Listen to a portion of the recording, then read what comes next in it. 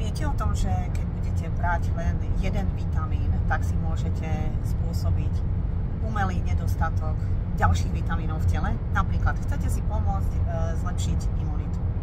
Začnete brať vyššiu dávku vitamínu C, ale žiaľ, tento vitamín C musí korešpondovať aj s vitamínami z radu B. Inak v podstate vyhadzujete do koša nielen peniaze, ale vôbec tú celú námahu.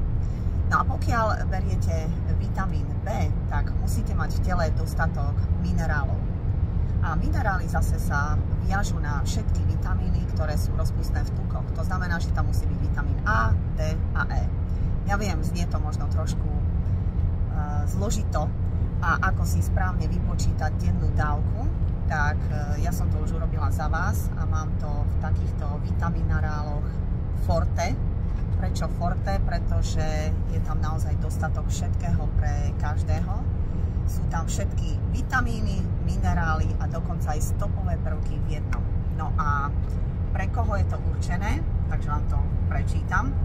Je to vysoko kvalitný výživový doplnok určený pre každého, hlavne pre ľudí s vysokou fyzickou a psychickou záťažou, takisto pre dospievajúcu mládež, podporuje imunitu a stavbu kostí, je vhodný na údržbu nervovej sústavy, upravuje metabolizmus, zlepšuje funkciu mozgu, aktivuje hormonálny systém, nevyhnutný je tiež pre výživu svalov a krvotvorbu, zlepšuje kvalitu pokožky a zabezpečuje rovnováhu fyzického a duševného zdravia.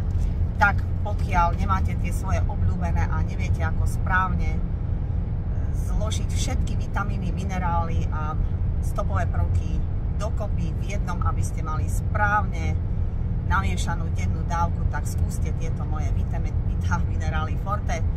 Nájdete ich na mojom e-shope www.zora.sk. Ostaňme zdraví.